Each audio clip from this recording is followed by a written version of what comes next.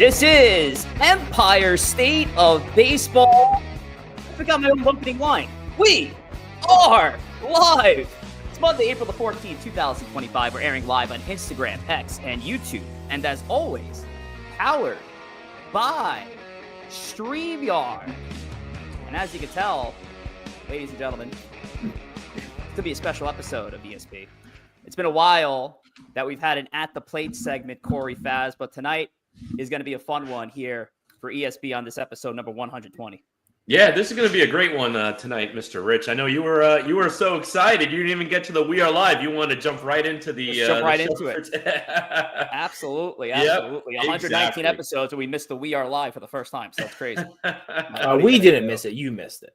Well, listen, yeah. it is. Let's not blame everyone else. Let's not play. Just stay down there in the lower screen there, Birdie Bunch. Joe, you have a lot riding on this Yankee game, and I think we all know why. At least we all do in the chat. There's going to be a lot of mention of Seth Lugo today for those who are new.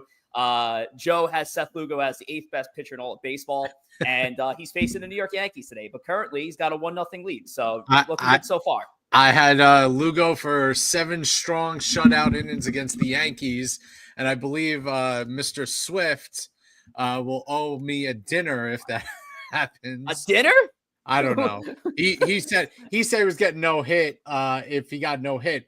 Now Lugo's given up 3 hits, first being a ball that the second baseman took a month to get rid of. So we'll see if that happens. But I got 7 shutout innings for Lugo today. We'll see what happens. Okay. Okay. Well, best of luck there to you. Best of luck to Swift. Our chat's going to eat Joe alive if this is a blow up game for Seth. So let's take a look at that chat thus far. We got Jacob Petruzzi, Seth Lugo tonight, baby. There's one of one. Sierra over at a Bronx Take, one of the members of the Empire State of Baseball family goes, does Jake have a favorite burger? Too corny? Oh, absolutely, it's too corny. But maybe we'll ask Jacob what his favorite burger is.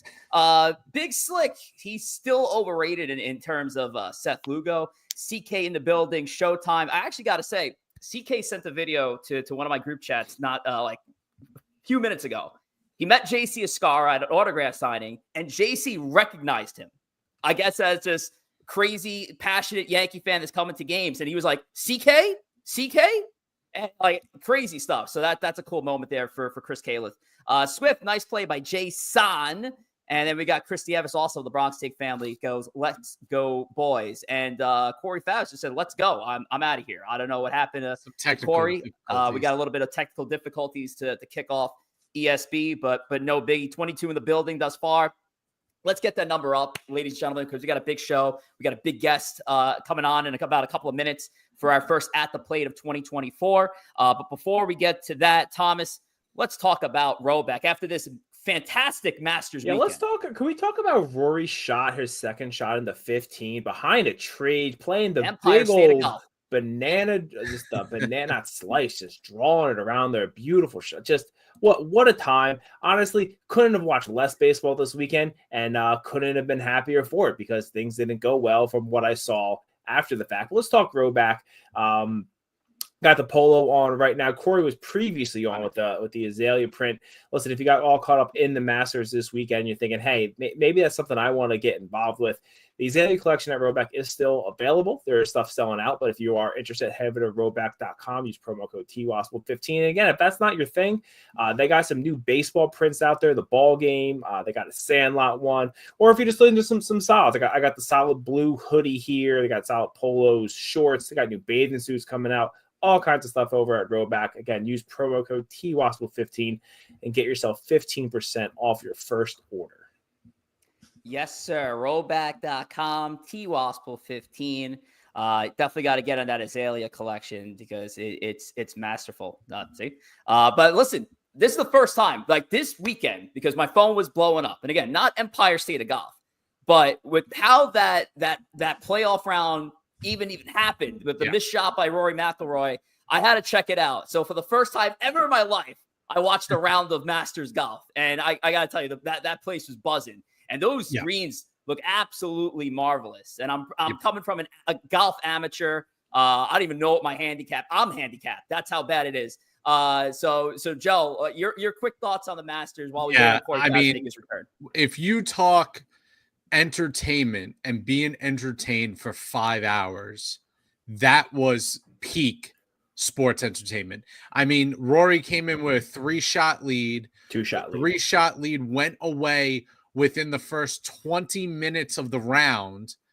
And you thought DeChambeau and him were going to go at it all day. Then DeChambeau falls off a cliff. Rory comes back up. He's got a 4-stroke lead going into the back 9. You're like, okay, he's going for a victory lap. And then Rory decides that he's going to make it interesting. Let's make this fun. Let's hit the B-dubs button and get the fans going. He hits a shot that, in all honesty, I could have hit the green with in a 70-yard wedge shot into the water. And you're sitting there saying, what is going on here? Rory was his own drama show, brings it down to the wire. Justin Rose, who was just trying to have a nice final day, ends up in a playoff after he's been sitting in the clubhouse for 40 minutes. It was just unbelievable. And Rory finally gets the monkey off his back, gets the career grand slam. I wouldn't be surprised if Rory rattles off 3 or 4 majors in the next 2-3 years. Now that he's gotten a weight off his shoulder. But as far as entertainment is concerned, it couldn't have been better. CBS must have been doing jumping jacks because they were having a grand old time with how it folded out. And it was really just Augusta is. It builds drama from the way the course is designed. You can hit it into the water at any point, and that all of a sudden just flips tournaments on its head. It was a thing of beauty yesterday. Yeah, it was incredible. I probably watched. I'm not exaggerating. 20 hours of my connection going. What's happening here? What's happening? Well, Jazz Chisholm just hit a home run to tie. Let's go, Jazz Chisholm. So the Seth Lugo supporters in our chat are going to be buzzing all night long. Taste it, Joe. Taste it. But yeah, I probably watched over 20 hours of Masters for the entire tournament, maybe even closer to 30, just with how much I consumed of it. It's great. It is so much fun. It is every golf fan's bucket list to win that lottery, to be able to go. And hey, listen, maybe next year I'll be there, and then I'll skip the show, and I will happily skip the show to go. And I think that is an absolute perfect reason to skip out an Empire State of Baseball. Plus, I'll be honest, if there was like a good sandwich available, that'd be a good enough reason to skip out on this show. Jesus. Like I said, we can upgrade that chair like that. So and just put sunglasses on the next person that sits there. It's really not a problem. But if you want to DoorDash me like a cheesesteak right now, or I don't know, Cuban, I would happily leave. Tom, stop stalling. Corey will be here eventually. But let's get into the rundown brought to you by Roback. Make sure to use the promo code TWASPL15. We're going to get things going with our At the Plate. JAKOB Berger is going to join us in just in a moment. We're also going to go and play another game here on ESB, and that's Trick of the Trade. First time that's been played since 2024, and JAKOB will hang around and participate in this one. So always a fun game to play here on ESB. After that, we get into our Empire Express, quick Mets-Yankees notes, and then we're going to wrap things up with one of our newest segments, that is Book It. And Corey Favs is back. Good to see Corey Favs back or not, I don't know. But Corey Favs is there we go. We got him back. Yeah. Corey was just got the shutdown again. I will likely be on the phone the rest of the night. My computer has completely crashed. So at the worst possible time, I had it on all day, make sure there's no updates, no issues. And now the computer is useless. Chrome crashed and nothing's happening. The Azalea collection on Corey Favs looks at least you look good. You look good. That listen, we can run with that and start there. So we're going to get into our At the Plate bit. And we're about to be joined now by our first ATP special guest of season 4. This individual has been making waves on all of his social platforms as a lip-syncing sports broadcaster who mimes some of the most infamous sports calls in recent history, from Tom Hamilton to Joe Buck to Jenny Kavnar. You can follow him at 3 different variations of Jay Bergs on Instagram, where he's got over 62,000 followers, on TikTok, which he has over 130,000 followers, just insane stuff. And on X, where he's got 4,000 followers as well. Also, his YouTube channel at j.bergs SS. Ladies and gentlemen, now at the plate, JAKOB BERGER. JAKOB, what's going on, my friend? How are you? Good. How are you? Doing good, man. Doing good. So let's get going. Tell us about your story. How did this whole thing start with the videos? I mean, it's a really creative concept for somebody who absolutely appreciates great play-by-play commentary. Just love the visual you give to the broadcast booth. Well, let's just say the more fun visual to the broadcast booth that you do here. But how'd you get all started with this? Yeah, so this kind of stems back to 2022. I was just doing like Madden commentary because you know how rough that is in the video game. And so I was just on TikTok duetting videos of clips, people playing, and I was just acting silly, acting a fool. And that kind of died down because that kind of gets a little repetitive, you know, the same person doing the same thing. And so that kind of died down, and my consistency just wasn't really great. And then 2023 hits. And I just kind of sat back and I was like, let's get into this real live play-by-play commentary stuff because there's something new every single day. And at that time, I was more in the football realm of things. I didn't really do anything baseball related or any other sport related. And again, the consistency just like really wasn't there. But like every single time I made a video, they would do pretty well, and they were received pretty well. Did that on and off for that year and then into 2024. And then I'd say mid to late 2024, kind of had to deal with some personal things. Took a complete month off of social media, deleted all my apps just to kind of just hit the reset button. And then the beginning of this year, I took it upon myself and I was just like, you know what, let's just do this, do what I do. Post a video every single day and just see how it goes. And then I was also like, let's take it to Instagram because I was just on TikTok and I kind of wanted to diversify a little bit. And so first video I ever made March 5th on Instagram, Jenny Kavnar, Oakland A's, and that one exploded. And man, ever since then I haven't missed a day since March 5th. And it's been a fun, very fun ride, and I appreciate all the support for sure. That's awesome. I feel like baseball's like the perfect sport for it because there's so much variety.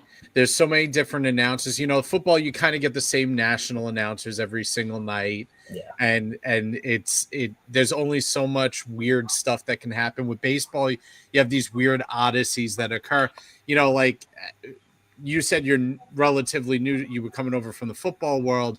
You know, tell us like how exploring the game of baseball and the broadcasting behind that, like how you feel on a day-to-day basis going through those plays and looking for content to make. Well, to start, it was kind of a struggle to start just because there's so much there. There's like, you know, there's times of action and there's times of just not much, and you know, commentators kind of tell a story, and I enjoy it all. You know, I get the burnt out feeling here and there, but I tell myself, you know, just post, you know, no matter what it is. But yeah, like it's definitely different.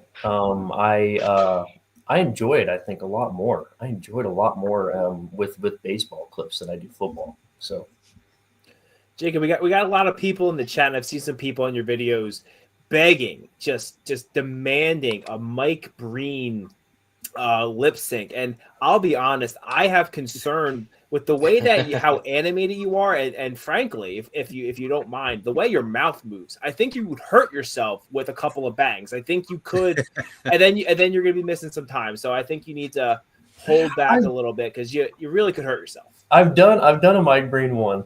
Okay. Yeah, I did the rebound Bosch back out to Allen, his 3-pointer bang. Yeah, I've done that one. I think I need to do a little more though, honestly. I mean, playoffs coming up, so I mean, I guess this would be the time to hit it. Yeah, with the amount of tries that it takes, sometimes the mouth does get a little sore. So jaw a little bit. Yep, exactly. JAKOB, I gotta say too, I mean, ton of credit for growing your channels, and you're putting out great content all the time. And I gotta say too, how do you avoid? I know one of the biggest things with content is if you're continuously trying to post every day, it gets easy to hit content burnout. And it's like, wow, what am I going to do today? And even myself, I do my best to post. I try to post daily on the account, and sometimes I don't. I can go 3-4 days where I just burnt out of content, get busy, and I just lose track. How do you make sure you stay on top of that each day and keep things fresh each time? Man, that's a good question. I'd be lying if I said I have not experienced that within the past month and a half, because this is probably the longest streak I've gone on without missing a single day. And it's just that continuous mindset of like, I just don't feel like I have it today, but people love your videos. People love your videos. Just post something, whether it's a 10-second clip, just make something out of it.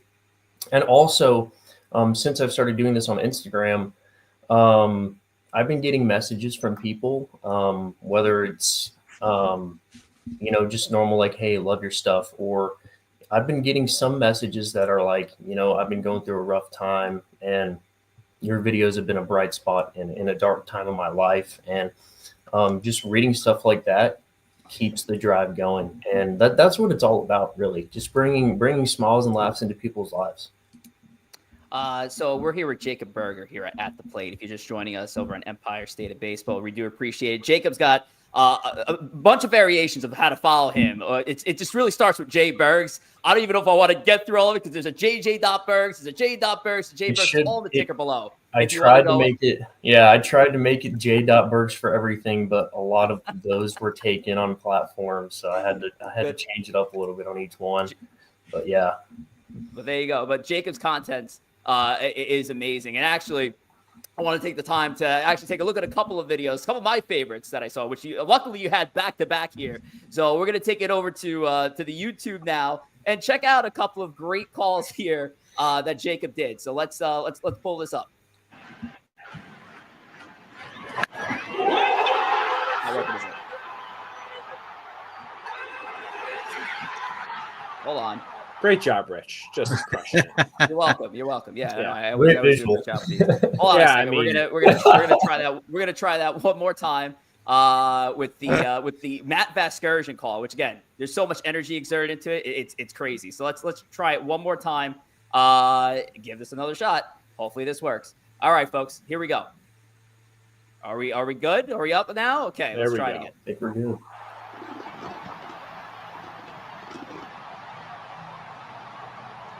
Let's switch now to Tom Hamilton. Here it comes. A swing and a smash to first by the diving Vaughn. Down the right field line. Kick from the corner. Ramirez on his way to second. Right side. Safe, and in to score is Jimenez. And another hustle double. Right over the bag at first. Now Hosey and Anderson square off. They're fighting. They're swinging. Down goes Anderson.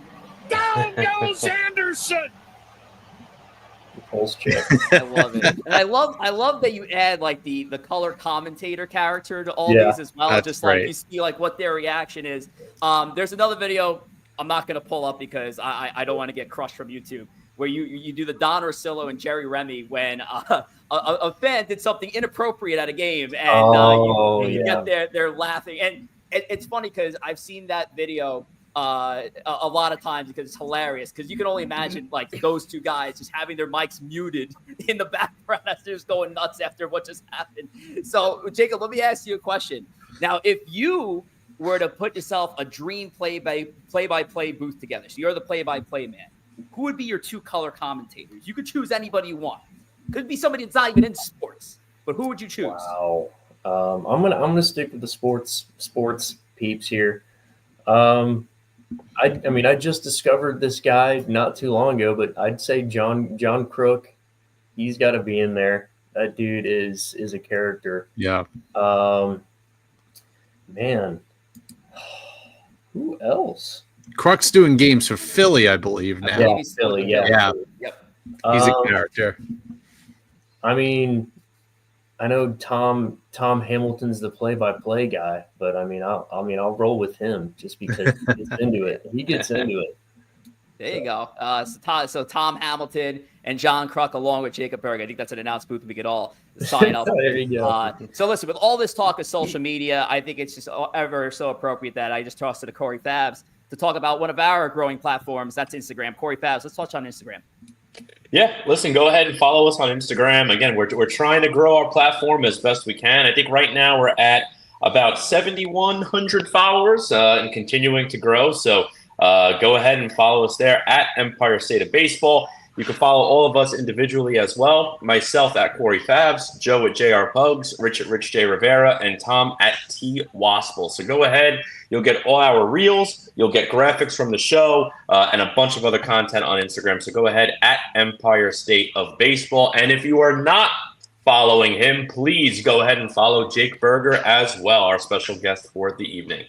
Absolutely. We threw up the card there. Jake Berger at jj.bergs, 2 S's on Instagram, over 62,000 followers and growing. Just awesome stuff from you, Jacob. But let's get into our game. Now, I told Jacob that every week we play a game here, baseball-related game. This one is called Trick of the Trade. And all we're doing is we're trying to guess who the missing component is of a former baseball trade, a real-life baseball trade that happened back in the day. So, Joe, I know you have the first trade. I'll do the second one. So, Joe, let's see what you got here.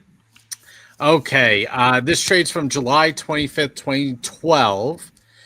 This is the trade that sent Hanley Ramirez and former Yankee Randy Choate to the Los Angeles Dodgers for Scott McHugh and this also Yankee that would be a Yankee in the future. All right, so we got a 3-strike system here. 3 strikes, you're out. Any bells ringing over there, Jacob? While I'm even trying to figure out who this is. I mean, if this were football, man, I'd probably be able to guess it. But and it's kind of embarrassing because I played baseball my entire life, but I don't know. What position were you? I was a pitcher, left-handed. Nice. I played. Y'all know Bobby Witt Jr., right? All right. Yeah, I grew up with Bobby, so I grew up with Bobby Witt. Wow. Okay, and that's got implications in today's game as he went deep off of Carlos Carrasco to start off the activity for Kansas City today. Wow. Tom, how many guesses from you? You're only clocked in at 0 right now on our standings. So. Yeah, I mean, listen, I'm just happy to see Randy Choate. Talking. I was thinking of making him the answer, but I thought that was a little cruel. A little tough. So the Dodgers acquired Choate Ramirez, Marlins acquired. And you said it's a former Yankee or a future Yankee as that piece. The player would end up being on the Yankees. End up being on the Yankees. John Birdie. No.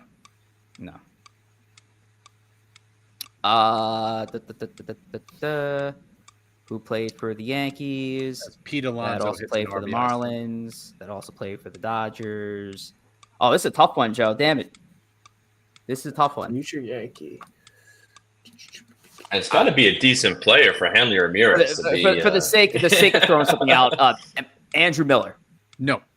Okay. Oh, good guess. I'll take the K. There is a correct answer in the chat.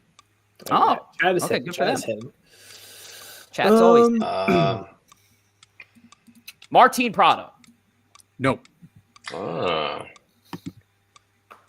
trying to think of very in the John Birdie realm. I did not Google search this, I promise. That's why I haven't guessed yet. Yeah, I'm struggling on this one. Right. I'm trying to think on the Yankee. I'll give you another hint. It is a current player. Oh. It's a current player. I'm guessing it's not a current Yankee, though. Dodgers, not a current Yankee. Not a current Yankee. Not a current Yankee, but is an active player. An active player. I also feel like this guy probably didn't come right from the Marlins to the Yankees, and that's what we're just going to try. Yeah. That would be maybe you don't have to give any more clues, Joe. But we're thinking out loud. This is a team effort here. Yeah, we're thinking. Yeah. This is some of us like to support the team, and some of us. Are we allowed to look at the chat? Are we allowed to look at the chat? No, I'm not. I'm not looking at it. All right, I'm not looking at it. I'm trying to think. They didn't necessarily play for the Marlins. They could have just been a prospect. Yeah, they could have just passed. I was shocked that this person played for the Marlins. I did not remember him. Oh, okay. Because Is it D. Gordon? No. He wasn't a Yankee though. No Yankee. D. Gordon He was also very much played for the Marlins. I'm trying to think of the trade that D. Gordon was involved in, but it was a different trade. And also too. Marlins Dodgers. Oh, Andrew Heaney. No. Close. Very close. All right, so I'm out. So I can look at the chat now. Let's see. Yes. Close. Actually, Rich was so close he was sharing a locker. With the guy. Wow. Yep. Yeah. Definitely current guy. Is it Lance Lynn? No. Not Lance. Also, I'm just guessing out of the park now. He's not. He's It's on the Yankees. It's a guy. Rich? This is not like a. Rich is out. This isn't a bum. Like He's a future Yankees, but y'all are just thinking he's going to be a future Yankee. Future from 2012. He was a Yankee after 2012. Oh Damn, man, I'm like. This is and Rich's face. This is a significant name. When you hear the name, you're gonna. Yep. I mean, No hints. By the way, we have it is Besides- 3-1 Yankees. By the way, Joe. Yeah, Ben I Rice know, and I Trent got- Grisham yeah, I both got went it. deep. It is 3-1 New York. Grisham Yankees. and Rice, yeah. No more hints besides he was a Yankee. Yankee current player, and he is a pitcher. World Series champion. Pitcher. Now you're giving hints. I feel like I should get a point just for. We have a you special. might, but guest. yeah, we're special guests. Yeah, Yeah. be hospitable, jerk. Nathan Eovaldi. Yes, that's it is. Oh, Nathan. Listen, good that's guess. great because there's no Good points. guess. No points to the host. I think Nathan Eovaldi. Wow, That's correct. Nathan answer. Good guess, Jacob. There we go. Correct answer is Nathan Way to do Eovaldi, it. and that's why I was Ranger. like, He's a Ranger right now. Yeah, he's doing pretty Yes. good too. he's with And the now Rangers. Austin Wells is home run. I live like Where 20 is- minutes from Globe Life. So. Oh my god. Oh, there you go. Nice. Oh, Joe, this is Ego looking fell this is apart. looking real bad for you, Joe. Oh my god. This is looking real bad for you. So let's I gotta pull up some of these comments before we even get to our next thing. But actually, for the sake of time, here we go. Listen, Seth Lugo sucks. Grish Rice home runs. Well, we're not going to put that up, but Seth Lugo effing sucks. It's 4-1 Yankees right now. Okay, speaking of Yankees, let's get to my trick of the trade, and then we'll get Jacob out of here for good. No, I'm just kidding. Obviously, I want you to come in. Never back Here we go. again. Here's our chat. It's a three-way deal, so it made it a little bit interesting. This happened in 2014. The Yankees acquired Didi Gregorius in this deal. Of course, he was shortstop for the mid-2010s. Shane Green was traded from the Yankees to the Tigers. The Tigers would send 2 players to the Diamondbacks in this deal, Domingo Leyba being one, and this current player. So this guy came from the Tigers. This guy came from the Tigers, went to the Diamondbacks in the deal. That's correct. Gotcha. Christian Walker. Incorrect. JD Martinez. Incorrect. Ooh, I was going to guess that. What, 2 for Tom? 2K And for it's Tom? not necessarily an active Diamondback, or it could be. It Could be an active player. May or may not be a Diamondback. Let's see. The Yankees getting DD. We have Tigers no correct getting guesses Shane thus far in the Green. chat. Just want to say that. No correct guesses thus far in the chat. For those who are responding to chat, we thank you so much. Active player. I'm drawing a blank of this guy's name, but he's like really weird pitcher, pitch for the Diamondbacks. Threw like a really slow curveball, right-hander. Greinke. Yeah, Zach Greinke. It's not Zach Greinke. Okay. I like just the wanted to Remo throw player it you out guys there. were thinking, but not Zach Greinke. Love Zach Greinke. It didn't come for the Tigers. There you go. I think now officially retired though too. JD Martinez. I already said Not that. JD Martinez. I already said JD Martinez. So. And I thought I heard JD Martinez again. This is I too said much it when to go Rich through, Joe. also You got to could get it tell together my on this bag. game. Jeez. He Do you have a correct definitely, guess in the chat? definitely. Correct guess in the chat. I'm pretty confident he's too young to have been in this trade, unless he was a prospect at the time. He signed with the Diamond. All right, I didn't use any, so I'll just say Eduardo Rodriguez, but I know that's wrong. It's not Eduardo Rodriguez. Again, I like the caliber of pitcher. I like the caliber of player that you're going for. Let's see. 2014. So this guy's at least in his 30s now. Unless he was unless he was a baby. Pitcher. There you have it. All right. I'll just rip off Zach Gallen and call it a day. Not Zach Gallen. Okay. Not Zach Gallen. See you, Tom. Yeah. Joe, Corey, Jacob to play defense, so I can keep. I can't even think of it right now. Diamondbacks. I'll say this. I'll give you a cookie, and it's not that. I'll give you a cookie. This is kind of messed up. I feel like I can get out. This is a relatively recent pitcher that the Yankees might be familiar with, like super recent. Seth Lugo. It's not Seth Lugo. Robbie Ray. It is Robbie Ray, correct. Oh, there you go. Okay. Robbie Ray, who pitched against the Yankees on Friday, was part of this deal as a young left-handed thrower. Obviously, a few years before he was a Cy Young Award winner for the Toronto Blue Jays. But yeah, it is Robbie Ray. So good stuff, Joe. I don't know why my TikTok is going off. It's like Jacob over here. Jacob's TikTok going off. Half a second. But Jacob, we appreciate you once again for joining us on Empire State of Baseball. Love to have you back down the line. But dude, keep up the great work with the commentary videos. I absolutely love what you're doing over there on Instagram, on TikTok. So just real quick before we let you go, any advice that you want to give out to young content creators that are just trying to figure out what they want to do, like whether it's sports related or anything related? Any good advice you can give to somebody who's trying to make it big? Yeah, I'd say find your niche first off. That's the most important thing. Find what you love to do. Make some form of content out of it. Keep posting. Find different ways of what to put out there, how to put it out there, what have you. And then it's just consistency, man. It's consistency. Something's going to hit. Just keep searching. And, but yeah, consistency is the biggest thing. Just got to stick with it. Even on days where you don't feel like posting anything, stick with it. Listen, my mama said it. Consistency is key. Now Jacob said it to confirm it. Consistency is key. Jacob, Thank you so much for joining us today. Good luck to you, buddy. Thank you so much for having me. Thanks a lot. Thank you very much, Jacob. Thank you. All righty, Jakob Berger. And once again, make sure to give all his socials a follow. JJ.Bergs, 2 S's on Instagram. J.Bergs, 1 S on TikTok. JBergs, no dot, 3 S's on X. J.Bergs, 2 S's on YouTube. So listen, I tried to keep up with you, but it's right there for you guys. So give Jacob a follow on all his social. He's amazing at what he does, and it's a lot of fun watching these commentating videos. So all right, well, before we get to our next bit, which is with the Empire Express, which we always do here, we're gonna go over to Tom. He's gonna talk about YouTube. So Tom, let's talk about the tube. Yeah, listen, there's a lot of different ways to consume this show, but our number one, our favorite, the best way to do it is on YouTube. So if you're watching us there, thank you very much. If you're watching us somewhere else, get off there and come watch us on YouTube. Best way to get your comments read on the show.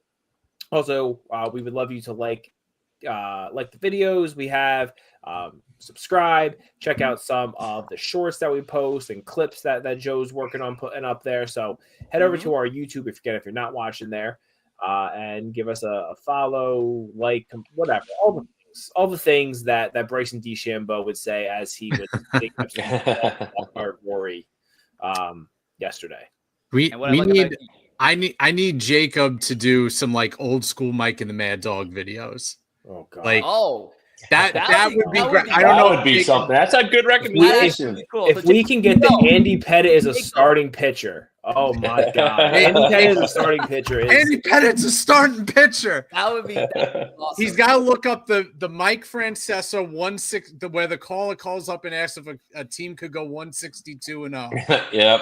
Because the reactions from Mike is hysterical, and he'd be that impersonation would kill in New York. I also got to say, should have mentioned during the interview, if he's a big Kruk guy, if he could find the video of Kruk in the All-Star game against Randy Johnson, with the backwards helmet, where he wore the helmet backwards. I don't know what the commentary is, but I imagine it's great. Kruk doesn't want to step in the box. That's that's good stuff. Looking forward to George's box. Jacob's work up George's there. box. Listen, we got to get these comments up for Joe.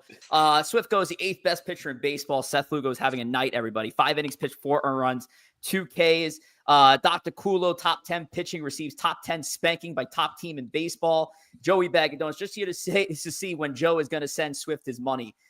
Lord. I don't even know. There was a money bet. Was there a money bet there? Me money. There was a dinner bet with Swift allegedly. Swift goes, I bet you $200 that Seth Lugo won't throw a no-hitter. What? I mean, all right, you want to Venmo me $200? That's great. Like I'm not betting that he was going to throw. That's a free bet. Man. All righty, let's get into the Empire Express. Well, I guess we'll continue with the Yankees right here, Thomas. The New York Yankees playing good ball tonight. I mean, that's not much to say for their past 7 games. However, their past 7 games wasn't too hot. 2-5 record in that time frame. Really picking up from that extra inning loss against the Pittsburgh Pirates. Still again towards the top in the offensive categories. I mean, then again, helped that they had that first weekend of the season that they have, but I mean, look where they're at with pitching. I mean, they're dipping versus the American League. Obviously, this is not completely up to date. This was going into today's games, but Thomas, your latest thoughts on this team? Latest thoughts, again, happy I didn't have to watch them at all this weekend. Seemed like it was a bad time.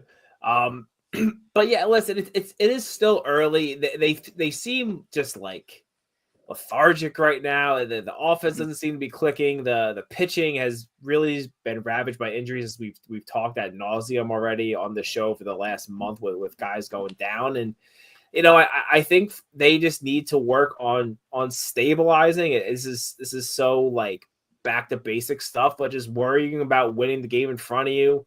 Try to win series, kind of start putting some winning 3 out of 5s in a row. And I know those aren't super impressive, but just kind of like get themselves stabilized. I also feel like it, and it's something we've seen for a long time from this team.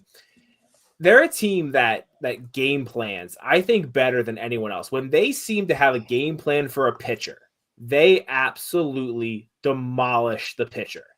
When that pitcher does not do what they think that he's going to do, they look like little leaguers against major leaguers. It's staggering what some of these guys have done to them over the years. And I wonder if there's something there that they have to look at and change, because I don't know how a team can, you score, 12, 13, 14 runs, and then you go games where you seem like you can't even get a hit. It's very weird. I think they have to alter what their game plan is, and in general, just kind of like let's get the ship right. Just let's win this game tonight. Let's win a game tomorrow. Win that series. Feel good about yourselves, and let's get this kind of turned around, because it's been a tough hang for a little bit here. And we look ahead to that schedule. Obviously right now the Yankees are giving the boots to Kansas City, but it's 4-1 in the bottom of the 6th inning, and we've also seen games just turn around just like that late, especially as of late. So it's still a ball game here, 100%. But Yankees and Royals for 3 games at the stadium, all 7:05 starts. Noted that tomorrow is Jackie Robinson Day. I definitely want to make a note on Jackie Robinson Day, a special day for baseball. And then the Yankees play 4 straight in a very awkward series, Tom, because they're headed back to spring training.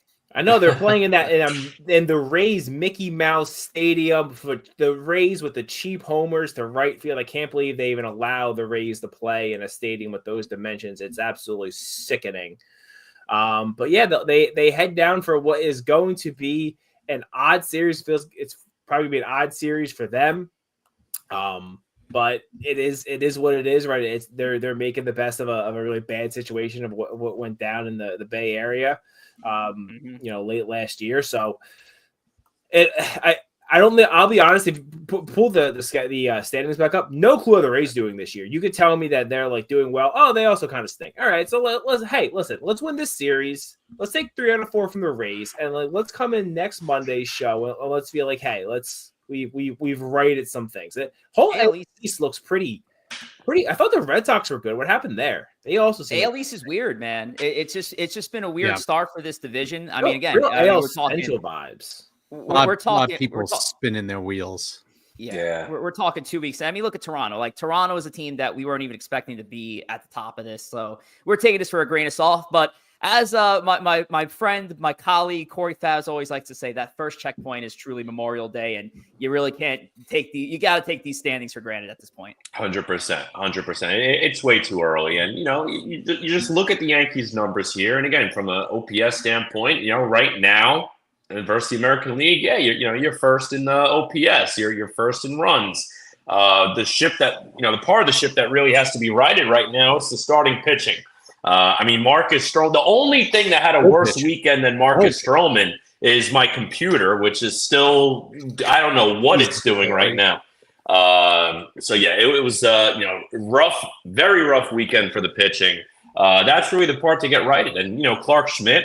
It sounds like he's getting close, and you hope Wednesday. There you go. So you hope he comes back, and you hope he comes back and gives you some good production there. Maybe tries to stabilize a little bit because the pitching right now, basically non-existent. They have to get that righted. Yeah, Rich, I saw your favorite Twitter account over the weekend. MLB Scoop said the Yankees were going to DFA Stroman, and I was thinking, hey, listen, if they're going to be 1 for 10, maybe this is the one. Instead of put him in the IL, so I guess they, I think the Yankees have a Stroman problem. I think this IL stint, I wouldn't be surprised if he could continue to pitch, but this IL stint is more of a clear his headspace. But listen, I mean, the Yankees, the most important pitcher. He did get a cortisone shot that they have to document. So it's like, I mean, I get it. It looks odd, but it's still a legitimate IL stint. The Yankees have done this. It's funny for kind of what the Mets went through when what's his name got banged for, what was your old GM's name? Billy Epler. Yeah, Epler got banged for doing it. I feel like the Yankees have done these like phantom ILs for a long time. I'm not saying he didn't get a shot, but I don't know. But listen, the most important pitcher for the Yankees right now is Carlos Rodon, and Rodon's not showing. And we talked about this last week, and I'm going to kill him again this week. This guy he will pitch 5 beautiful innings, and then he will break your back with the dugout chair. I mean, that's what he does. I gotta say, for the chat out there, you wish you could have seen Joe's text messages when Rodon gave up that home run. Truly, Tom, Joe was like reveling in it. Tom, I was watching the Masters, so I wasn't watching the game. Tom, it's every game. We talked about this last week. It's every game, and this guy's getting paid $28 million. This is a new segment. Ladies and gentlemen, the newest segment of Empire at State of Baseball is Rodon Watch, hosted by Joe. Joe's kink is watching the latest Carlos Rodon stuff right here on ESPN. Listen, we know Carrasco's not going to give you quality start after quality start. He's going to get blown up one game, and he's going to pitch a decent game like he's doing tonight. The next game, that's Carlos Carrasco. He's your 5th starter. Will Warren's a prospect. We don't really expect you guys don't really expect all that much from him. Start Saturday. But Carlos Rodon is supposed to be your number 2. He was supposed to be your number 2 when you signed him 2 years ago. And you can't have a 6 ERA as your number 2 starter, which is where he's at. Joe, the way the rotation would have laid out, if no one had gotten hurt, Carlos Rodon was likely going to be the 4th starter because you would have thought they probably would have split the 2 lefties and Fried and Rodon in the middle of the rotation. Yes. So now Rodon, that's he's your 3rd best pitcher. You knew he was your 3rd best. He's supposed to be your 3rd best pitcher. Correct. Supposed to be. He's getting paid like that. Yeah. But this is also, again, kind of going back to what I was saying last week in my rant. He's not only giving up the home run ball, he's giving up to guys that he should be getting out. He should be getting out guys like Lourdes Gurriel, Vinny Capra, Andy Ibanez. The fact that I can name them is not good, by the way. Jung-Hoo Lee, Jung-Hoo Lee Jung-Hoo decided Lee he was had going to himself play a like weekend. the birth child of Hideki Matsui Yeah. this past weekend because he was Oh, unfreaking man. real. But Yep. again, lefty on lefty, you're supposed to have him in the matchup. And again, you let somebody that you should be beating beat you. So Yeah. again, Carlos Rodon, I have to look at this the way it is. It's almost 2.5 years into his contract. It's looking like a failure. It's looking like a failure. But I think here's the other thing too, Thomas. Before I let you go, I can't yet crash out on this team because what am I crashing out for? The Yankees were going into opening day without 3/5 of their rotation that they put together in the offseason. So if the offense wasn't clicking along with what's going on with the pitching, have a bigger reason to be worried. The offense is doing a job. Yeah, you want more timely offense. Duh. Every team would. If the team had nothing but timely offense, it'd be 162-0. But when it comes to the Yankees right now, the starting pitching is the issue. And I can't get mad because we knew that was going to be the issue. So, you get what you get. Tom, go ahead. I was going to say, I think I said it last week on the show or where I said it. Rodon is really going to be picking up the mantle from Glaber, who picked it up from Gary, to be the guy that Yankee fans absolutely hound. The Yankee fans, there's been a guy for every year going back to Gary, and if you go before Gary, I'm sure there was someone I'm just blanking on. I think Yankee fans are going to start hammering him. I think he's going to get booed, and he's a very emotional guy. He's a very emotional pitcher, which you'll like it in big spots at times. I wonder how that's going to go, because I think if he get, the home, this last weekend was crappy weather, stadium nowhere near full, so it's not like if people are booing him, it's going to be that bad. If he does this, in a nice May, June day, a weekend game where there's 40, 45, 50,000 people there, I think they're going to boo the hell out of him in like the first inning, and it's going to be very interesting. Yeah.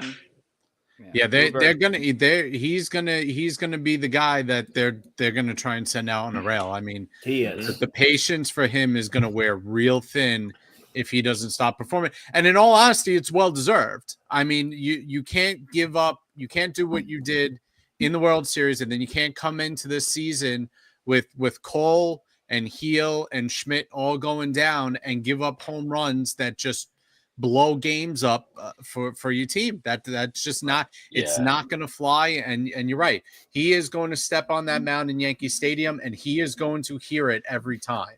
I will say too, I mean, if you want one solace in terms of pitching and big contracts, obviously the Rodon situation is completely different, but you just signed Max Fried to a big deal. And I know it's still very, very early in his Yankees career, but right now he's been exactly as advertised. So at least you'll take that from a pitching standpoint. You spent the big bucks, and at least at the moment you're getting exactly as advertised with Max Fried. So take that as some solace. They're just such different pitchers. Max Fried is like a complete pitcher. He's out there. He's setting guys up. He has he has different pitches. You can tell he's really thinking his way through it. Rodon just seems like he just has these mental lapses where the one homer I think I saw on like the highlights or whatever, he threw like a hanging curveball. It was just like, what is that? Like that is like you were not focused. And I know the weather wasn't good, but it's not like that's the first time he's given up big homers, as Joe likes to point out.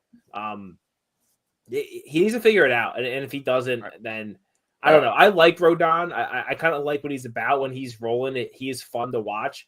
Absolutely. This can't continue like this. If it does, they're gonna have to find a way to send him out. Are you guys a little worried about Devin Williams yet? No, I think I read the other day he usually gets off to slow starts also.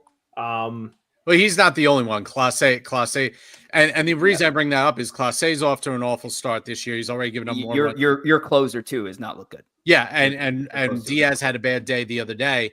And so, but the question I have is, those closers all did the same thing. They all blew important games in the postseason last year, and sometimes in spectacular fashion. Do you worry about closers doing that and then having a hangover coming into the new season?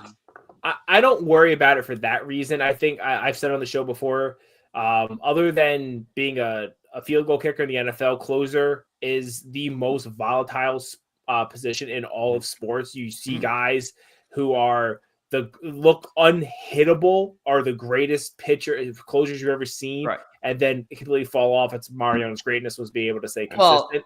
I was going to say, I know he's the exception to the rule, but Mariano Rivera gave up two of the most back-breaking hits to end the postseason run for the New York Yankees, and he came back and continued to do Mariano Rivera. I know he's the exception to the rule, though.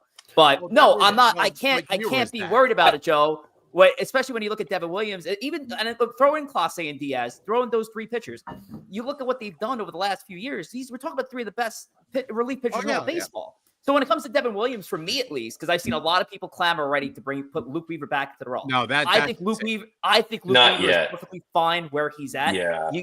To me, let Devin Williams ride the entire season. I don't care how bad it gets. Yeah, if they and you can still go the distance with Clay Holmes last year, you got to give that to Devin Williams for the full season. Correct.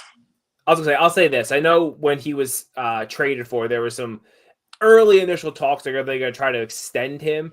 I even if that was something on the table, I would probably at least put a bit of a pause on that right now, because there is also the big city. There is the Yankees, the New York of it all, and I will say, I would like to see him put some months together before they consider that. But he'll probably go to free agency. It doesn't matter. Closing games in New York for the Yankees is different than closing games in Milwaukee for the Brewers. 100%. That's true. That's true. And the Yankees, especially, even more so than the Mets, especially more so than the Mets. Oh, this is going to hurt the history of closers that the Yankees have.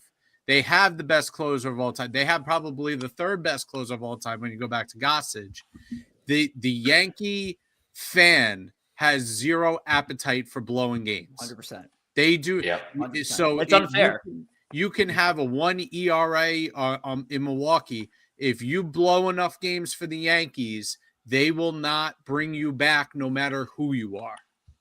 Right. So I want to actually real quick, I want to throw this idea out because this is something I've mentioned across different spaces and streams. It's something that it's not a Yankee thing. It's not a Met thing. It's a baseball thing. It's just managing. It's a managing bullpen strategy that I kind of want to see implemented. But if it gets implemented, the closer role is essentially not really in existence from there.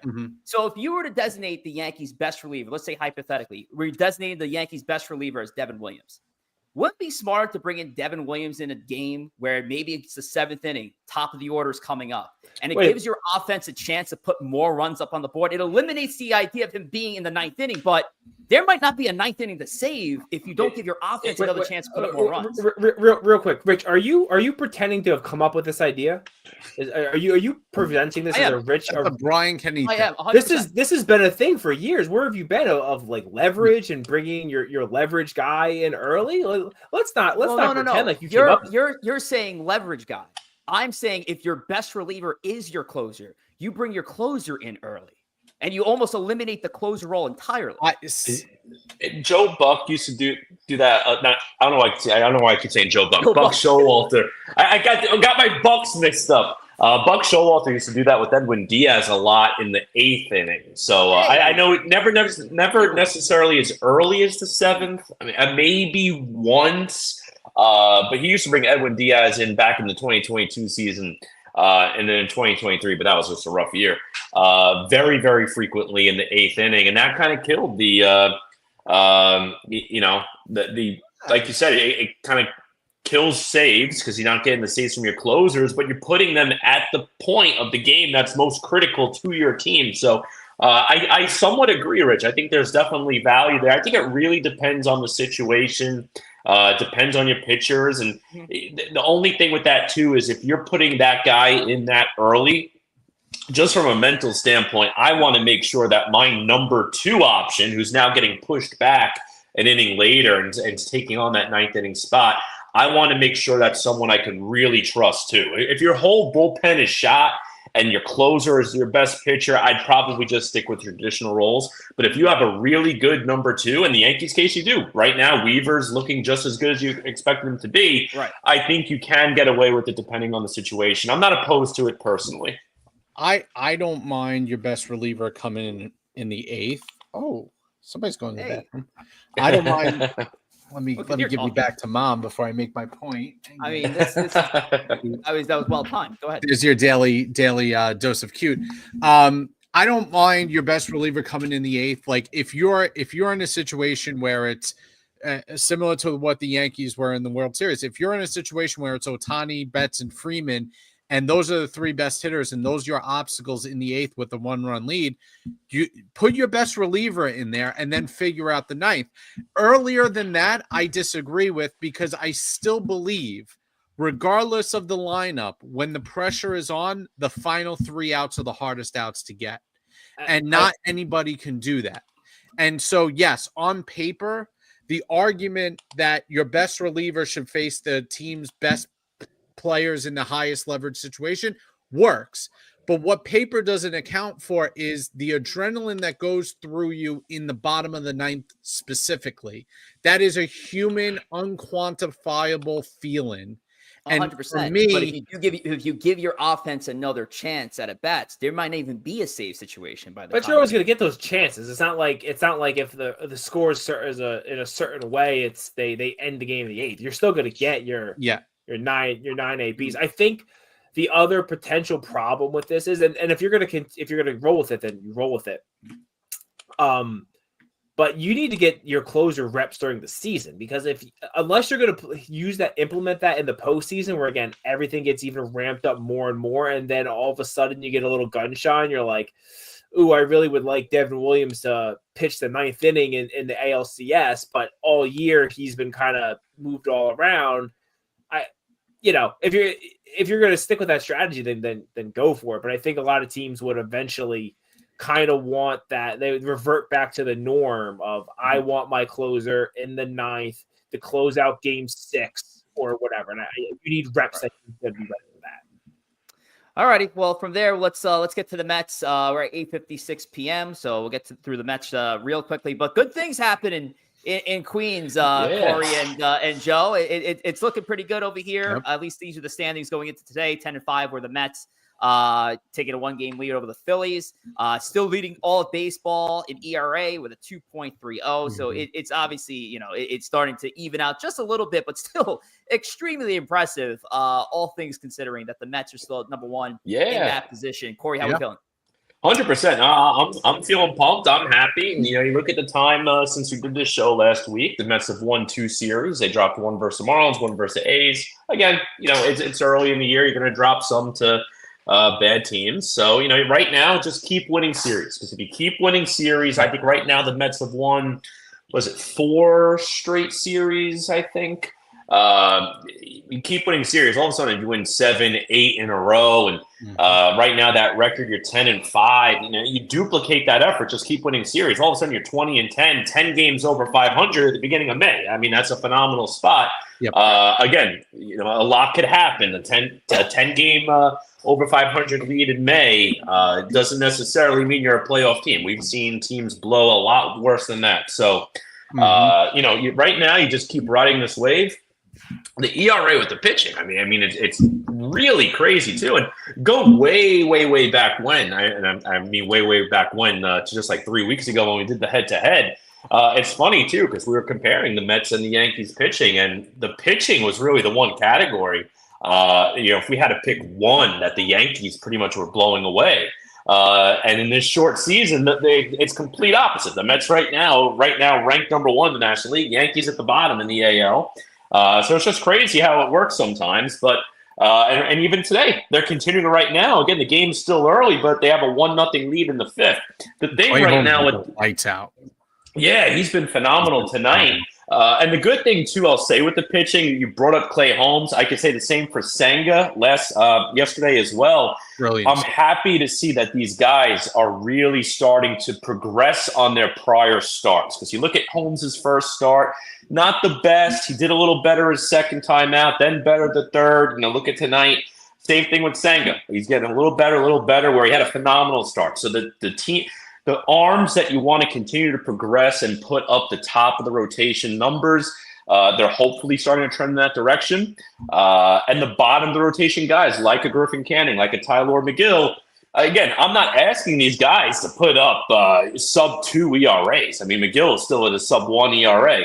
That's not going to continue the whole season, but just give you an opportunity to win a game. Go out there. If you're the 4th or 5th starter, especially these guys, while you're waiting for Minaya to come back, while you're waiting for Montes to come back, and these guys really are 6 and 7 starters, just put your team in a position to win. Go out there, give me 5 innings of 2-run ball, 3-run ball, and give the offense a chance to win the game for you. The offense has been a little hit or miss lately, too. They'll have days like yesterday where they put up an 8 spot, and then they have days where they go ahead and only get 1 run. Like right now, they only have 1 run in the 5th. They are threatening, though. Yeah. So let's see what happens. But right now, just keep riding the wave, continue to win series, and you keep this momentum up. 2 out of 3, 2 out of 3, 2 out of 3. You'll find yourself in a good spot in May. Yeah, I mean, Soto and Lindor have what, combined 2 home runs on the year, or 3 home runs on the year total? Yep. Soto has 1, and you're 10-5. I mean, if you told me that at the beginning of the year, I'd be skeptical. But Alonso's playing at an MVP level. I think he leads the NL in RBIs or second in RBIs. He's been phenomenal, and they're getting timely production out of the offense, even if it's not clicking the way you want it to, but that gives you confidence that when the pitching does start to kind of creep back to the average, that the offense is going to start to wake up. McNeil and Alvarez are on the horizon. Torrens has been phenomenal for the Mets. He's even to the point where he's going to carve himself out more and more playing time beyond just the 1 out of every 3 days. He's been absolutely phenomenal for the Mets. And so listen, there's not much for me to complain about, even though Soto's not hitting. He's on base twice a game. I mean, who can? Why do I care when Pete's hitting balls, hitting missiles all over the yard after him if he's on first base with Pete doing it? So it's still providing the Mets opportunity. It's still providing the Mets with a way to score runs, and so the Mets are in a good spot right now. Yeah. Jack said it in the chat. I know, Rich, I think you threw it up on the screen. Now, listen, you only can play who's on the schedule, right? So the Mets can't control that. But I think it also is good just to point out the Mets have played 1 real team this year, and they lost that series. They played just a bunch of absolute, just dreadful abominations of teams, and that's going to continue with the Twins and then the Cardinals coming up. They do get the Phillies this time next week, and it's early, so it's not like you'd overreact one way or the other, but I think it'll be interesting to see how they handle a better team. Granted, after that, then they get to play the Nats. So it looks like the early schedule pretty soft. Again, you only can play who's ahead of you. Correct, and that's a game Joe has played 2-3 years in a row now in the show. Looking at the Yankees' lack of strength of schedule, so I'm not even going to play that game with Joe and Corey, especially not Corey. Listen, the Mets are beating the teams right now on the schedule. Yeah, they are. I'm just saying, I want to see them beat someone, Yeah, but I'm not even going to call it the real test. Like, I know that's like the term that's thrown around.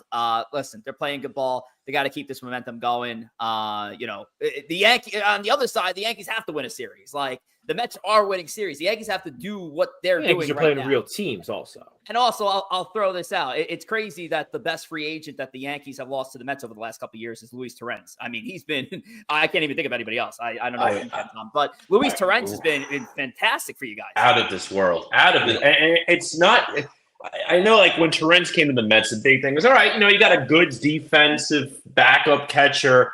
But the guy's producing at the plate, too. I mean, even look at Saturday. I was watching the game with Joe on Saturday. Torrens almost tied the game in the 9th inning. I mean, he missed a home run to tie the game in the 9th inning by about 2 feet foul.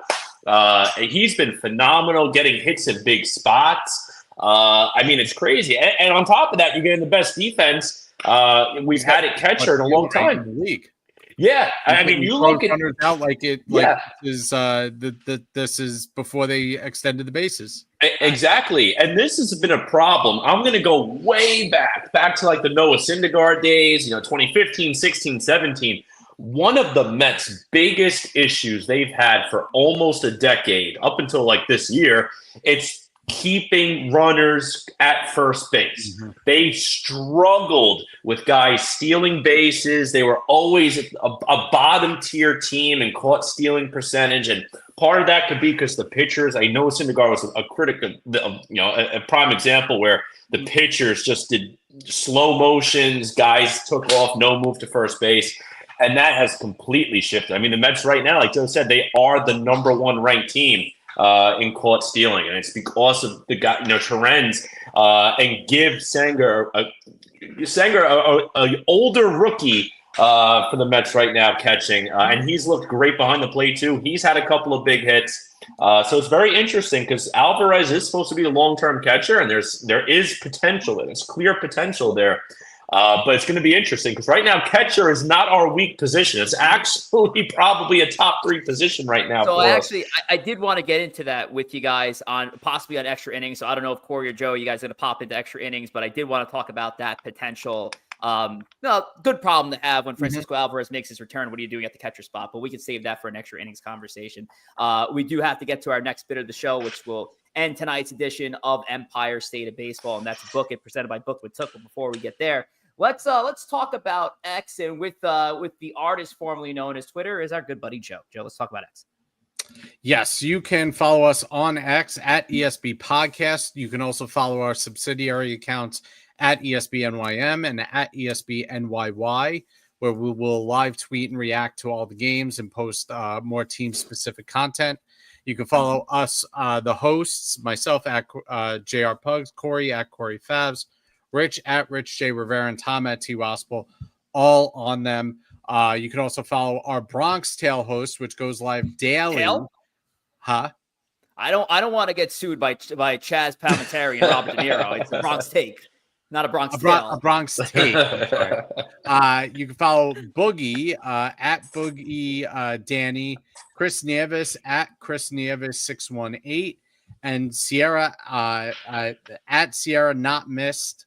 All on X, and follow them for their content and their takes on a daily basis. Absolutely. A Bronx Take goes live Monday through Friday, 1 p.m. Eastern time on X, so make sure to come through and talk Yankees with us. And, of course, in a few minutes, we'll get on extra innings and continue discussion from what we've had over here on ESB number 120. But let's throw it over to our guy, Took, who's got a new edition of Book It. And this time, Thomas, we have a video from Book with Took. If there's no leopard, I don't want it. Oh, I hate to inform you. All right, let's go over to Took and see what he's got. What's up, ESB crew? Took is back for the Book It pick of the week. This week, we're going to have the Cubs versus the Padres. 2 hot teams to start the season. I'm going to have the Cubs taking the set, with Pete Crow Armstrong being your Book It pick of the week. What do you guys got? Book it. Book it. All right. So we'll go around the room real quick. So he's got the Cubs taking the series against the Padres. It's going to be a really good series right now. The Cubs and Padres top of each of their divisions. Corey Favs, will start to you and go around the room from there. What do you think of Chooch's picks? You know what? Took's picks. Great series. I'm going to ride with the Chooch. Let's go Cubs. Let's shake things up. I like the Padres. Padres are playing great baseball right now. And they got some good pitching on that team. I don't know how long it's sustainable, but I'm going to ride the hot hand. I think I took the Cubs to win the NL Central beginning of the year. I think I was the lone rider on that. So I'll invest and I'll say the Cubs take 2 out of 3. Cubs sweep. Cubs have been incredible, leading all of baseball in runs scored. He mentioned Pete Crow Armstrong, part of a great outfield with Kyle Tucker and Ian Happ, Seiya Suzuki, split outfield and DH. So their offense is insane to kick off this year. They've been getting great pitching, but they lost a big one, though. Justin Steele going set for Tommy John surgery. So the Cubs are without a big left-handed arm. Sorry to remind you about that, Corey. But So Took's got Cubs over Padres for this set, which is going to be incredible. And guys, make sure, and this segment is always being brought to you by Book with Took, which is in partnership with the Believe in Magic Travel LLC. Book with Took, servicing your needs for Universal Studios, Disney, sandals. So and Took also wants to remind you that there is currently a 3-day, 3-part ticket available for this summer, which is permitting access to Disney's Hollywood Studios, Epcot, Disney's Animal Kingdom. So definitely want to give a follow over to Book with Took to help book your next magical vacation. And thank you for another pick there from Took. Took starting off 0-1 because he sent the pick last week. He was wrong. He had the Tigers over the Yankees out of 2 out of 3, and the Yankees over the Tigers, and it went the other way around. So that's it. That is Book It, brought to you by Book What Took, and that is it for Empire State of Baseball episode number 120. So before we take it around the room for final thank yous, tomorrow is a special day for Major League Baseball. It is Jackie Robinson Day every April 15th. Such a great tradition. It's good. I love seeing all the 42s out there dedicated to Jackie and what his legacy that he left for this game. Tom, your thoughts on the tradition of Jackie Robinson Day, maybe Jackie Robinson in general? Take it around the room there. Yeah, I think it's one of, baseball has a ton of traditions, right? It's a sport built on traditions and history. And I think Jackie Robinson Day, obviously being not just one of the most important figures in baseball and sports, but in American history, I think it's such a cool tradition of everyone wearing the 42. There's nothing like it in other sports, and it's special. It's special to honor him, what he stood for, what he did, what he had to go through. So hats off.